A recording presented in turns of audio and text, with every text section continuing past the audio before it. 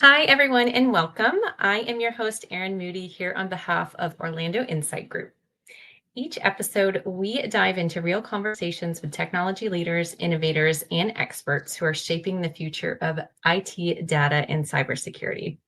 Our goal is simple to give you practical insights, real world strategies, and expert perspectives that you can use to drive smarter decisions and stronger results for your business.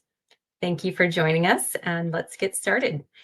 Today, I am excited to welcome Sadie St. to our show. Sadie is the founder and CEO of Human Machine Collaboration Institute, or HMCI.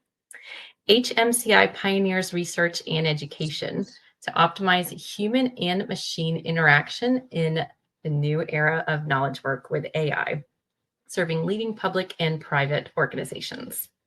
Prior to HMCI, she founded Women in Data, which is a nonprofit organization with representation in 55 countries and a community of over 70,000 data professionals. Women in Data earned recognition as a top 50 leading nonprofit and the foremost community for women in AI and tech in 2021.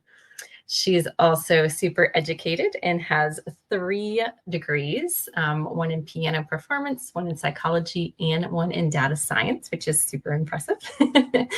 And her journey from neuroscience research to over a decade in data science and AI strategy showcases her diverse expertise. She has a number of accolades, and in addition to all of that accomplishment, she also extends her leadership to a role on the White House Council for Equitable Data and AI Training and educating over 700,000 individuals through her data science and AI courses at UC Davis, Coursera, and LinkedIn Learning. So Sadie, thank you so much for joining us. I'm sure we are going to learn a ton from you. So I definitely appreciate you taking the time to chat with us for a few. Yeah, happy to be here. Thanks so much for having me, Erin. Of course.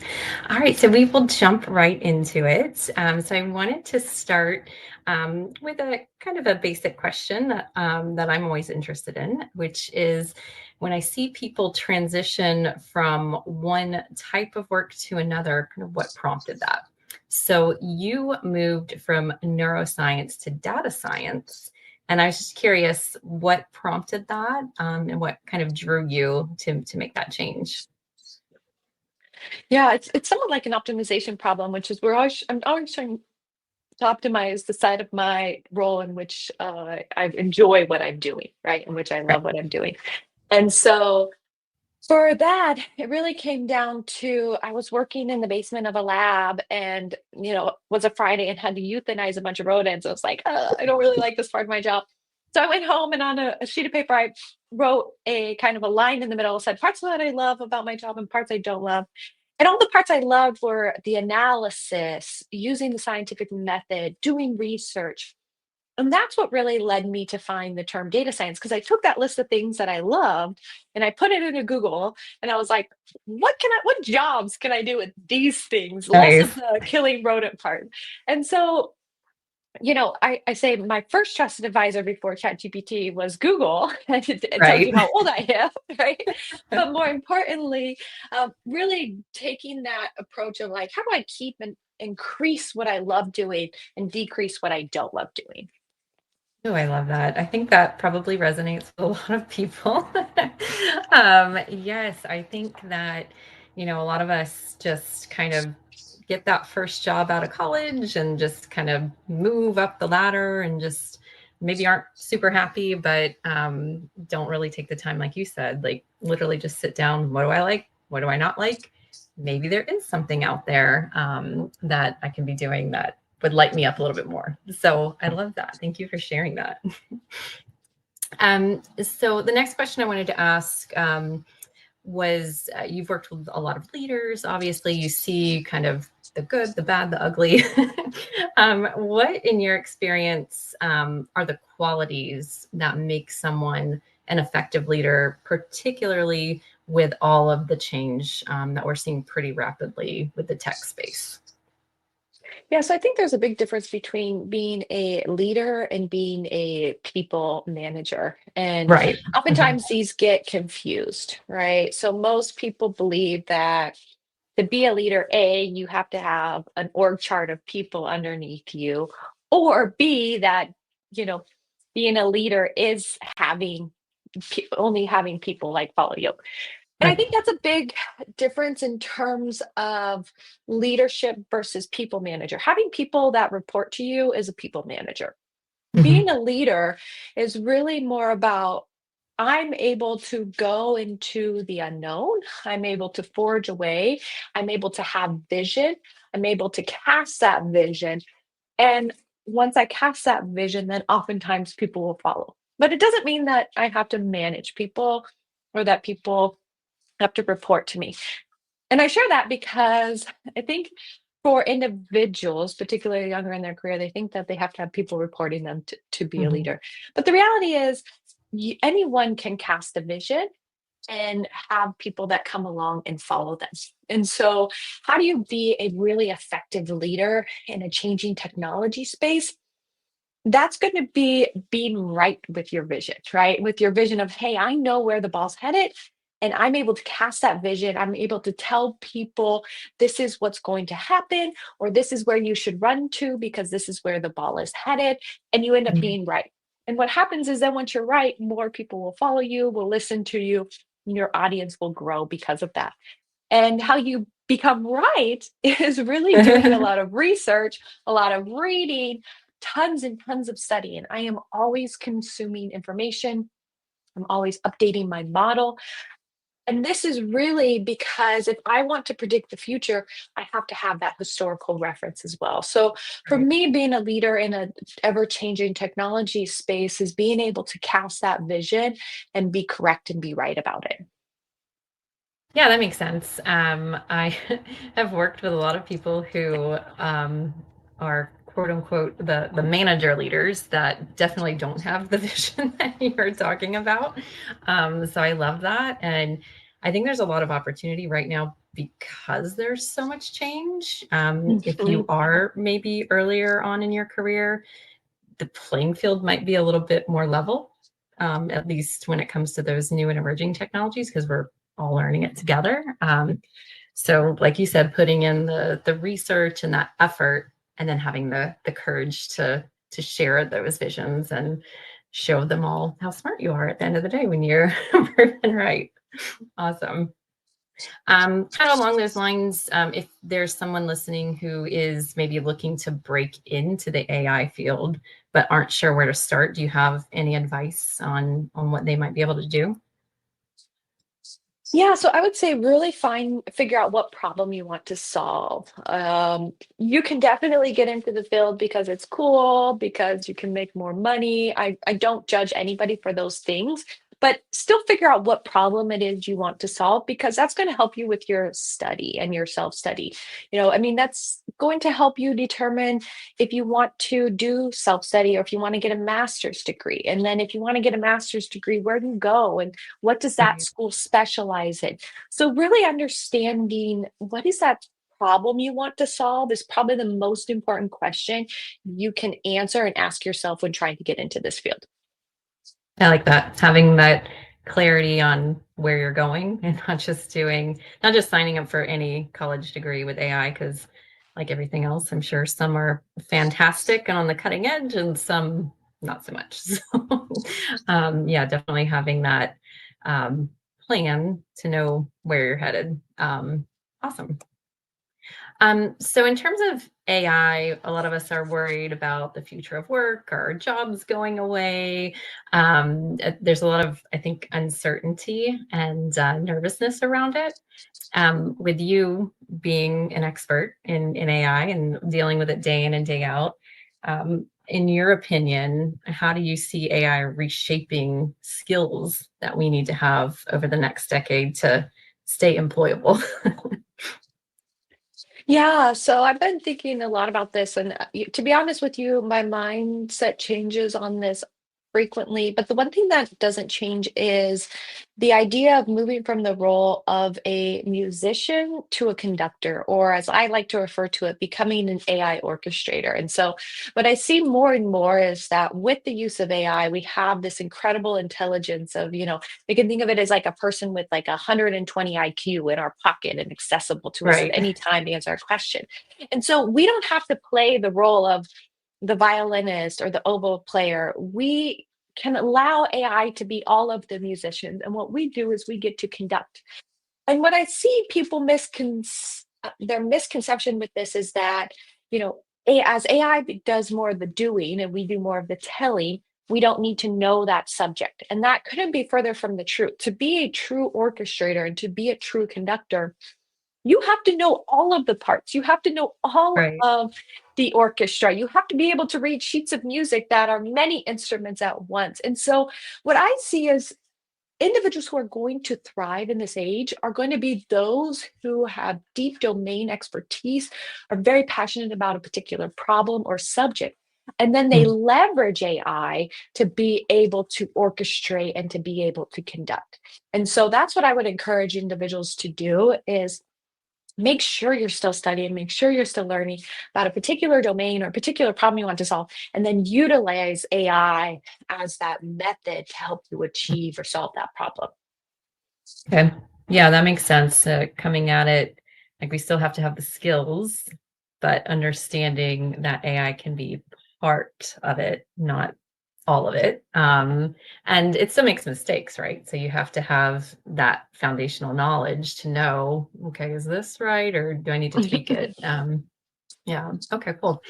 Um, Kind of along those same lines, what your opinion do you see when you're working with people are the biggest misconceptions that people have about working with AI and with data in particular?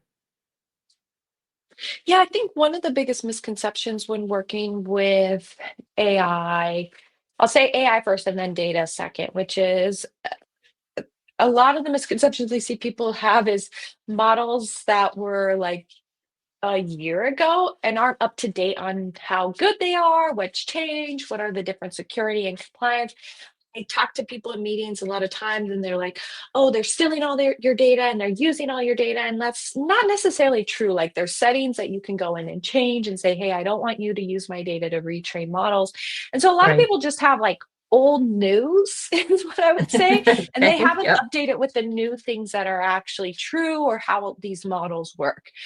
So that's again, I would say, like every 3 months, go and test your assumptions and see if they're still true because a lot of times they've changed.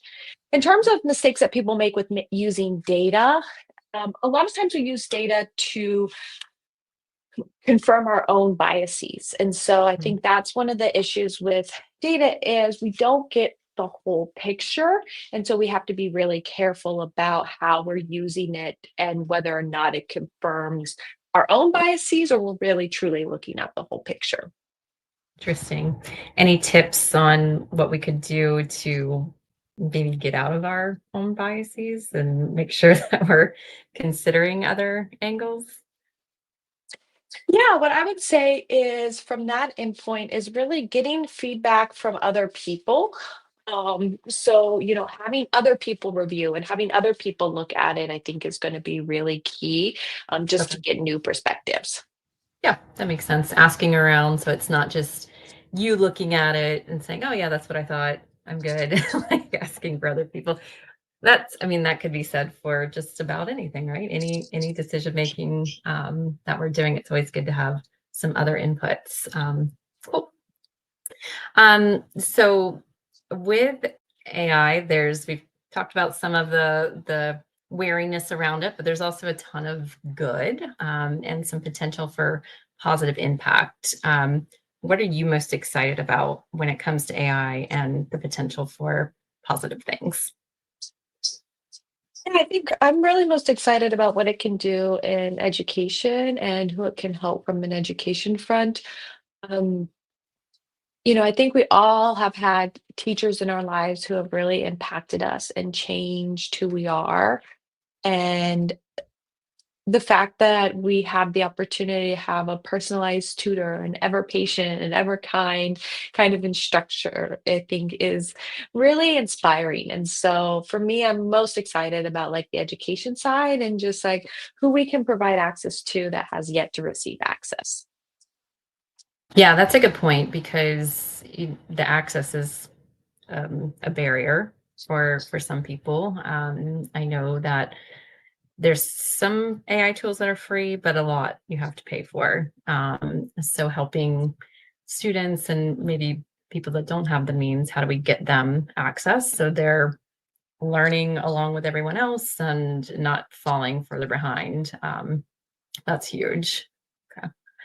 Um, what about in terms of organizations, like pretty much every company right now is looking at AI and trying to figure out, how can they use it to make their businesses run more efficiently, hopefully make more money, all the things.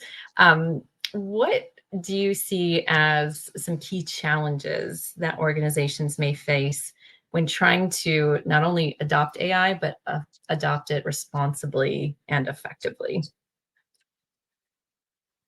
Yeah, so there's a lot of challenges that organizations can face adopting AI. One of the ones I see most common is just not defining the problem properly and defining how you want to use it. So a lot of times, individuals are saying, hey, we're just going to use AI to use AI, or um, everybody else is doing it, so we want to do it. And they're not defining what is the actual problem and what are the outcomes that we want to help to drive with that. And so that's number one. The second area is not providing the actual training and change management plan when you implement something. And this is something I've seen just Mhm. a lot of times with using things like Copilot. Not that Right, there's anything wrong with Copilot, but people just turn it on, right? And they say, okay, now it's on in your Microsoft 360, and people are like, yes, we use AI because we turn Copilot on. And that is really just touching the surface, right? So right. what you need to do is you need to go in and you need to assess what are all the use cases that we could use AI? What are the top priority use cases? Where can we have the highest value? And then how do we make sure that we're implementing them, we're training the individuals, and we're measuring the results as well? Yeah, that change management always gets people. Like, I worked for one of those organizations. They're like, "Oh yeah, you can use Copilot." That's okay, but how? Mhm. How can I use it to make up my job easier and better? So yeah, I think absolutely training and yeah, having the clarity, like what are we trying to get out of it? What's the plan at the end of the day, not just saying we're using AI just for the heck of it. So very smart. All right. So for the next couple questions, I wanted to switch it maybe to a little bit more personal about you. Mhm. With someone that has done as much as you have and accomplished a lot, I'm sure there's a lot we can learn from you. So I wanted to ask you, thinking through your experience, what's a lesson that you've learned the hard way that still influences how you lead and show up in your business today? A lesson that I've learned the hard way. Hmm,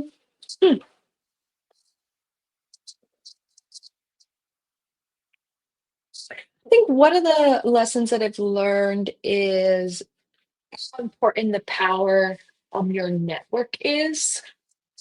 For me, I'm very much a builder, and I enjoy spending more time getting things done and Right. achieving versus actually going out and building maybe relationships and connections, right? I want to check things off a to-do list versus what sometimes doesn't feel like, you're making much progress, but in the end has a Right. lot more value. And I think one of the biggest lessons I've learned in my business and leadership is just how valuable relationships are, how Yep. much time it takes to maintain them, and how key relationships are to your success. And well, sometimes it doesn't seem like you can check something easily off a box, but investing people and investing in time is going to be one of the greatest aspects that you can do. Yeah, that is absolutely the case. I can tell you my background is in HR and recruiting, and that's how people typically get jobs. Like it's their network, and it's not necessarily people that they talk to every day, but it's people that they've kept up with over the years, whether it's a coffee here and there, a quick catch up, quick text here and there. Keeping up that network, like you said, it's not maybe something that you could look at the end of your day with like your productivity check and say, oh, yep, I did that. But when you really cultivate those relationships over the year, who knows where they could lead, whether it's starting a new company, getting a new job, what have you. So I 100% agree with that. um, all right, and then a couple more. So with what you do, it's changing very rapidly. How do you stay inspired and really keep up, that momentum and the sustainability with things changing so often? Do you have any tips for us on how you stay focused and inspired? Yeah, so for me, it's not hard to be inspired because there's so many amazing things happening. The Right. harder part is, though, to stay focused for sure, particularly in the technology industry. Like I said, there's always new developments and new breakthroughs. And so for me, I really try and block everything into like 3 month chunks. And Okay. that helps me to really say, okay, like I don't have all year, can't save everything till the last moment, but it also gives me some time for flexibility. I also Sure. find that a lot of the big technology releases are on kind of 3 month cycles, 3 to 6 months. And so, every kind of 3 months, popping my head above the water, being like, okay, what's changed? Is there a new tool I need to be diving into? Is there a new language? What do I need to be studying? What do I need to be doing? And then going back and putting in the work because I think that's one of the key things with AI. We're going to see the people who can actually do and get done Right. versus the people who can't. Yeah, that definitely makes a lot of sense. I think with going in and having that 3 month, it's like, okay, it's enough time to get things done, but it's not so much time that you're missing out maybe and continuing down a path that maybe there's been a new innovation that you haven't looked into. So I like that 3 month time frame. Um, and I'm the same with you. Like there's so many new things that I just want to learn them all.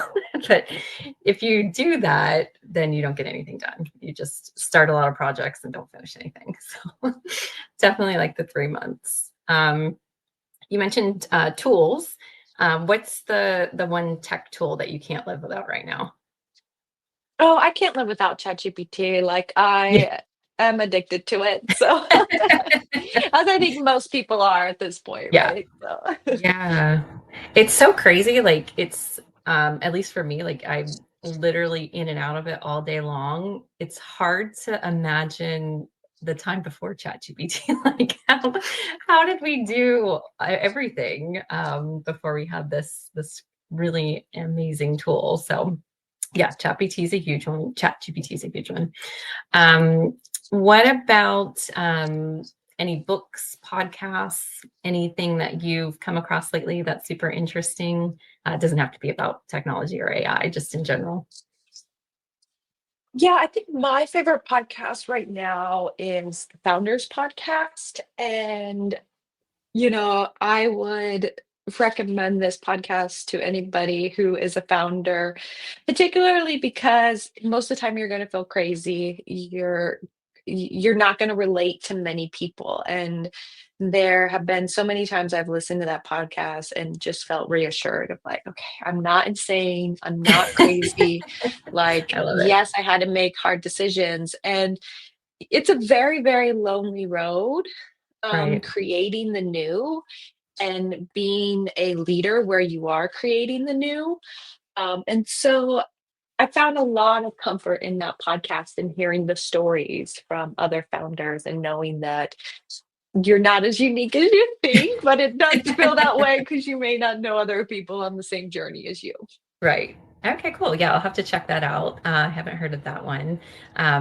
But yeah, it's definitely a lonely road if you are starting something new.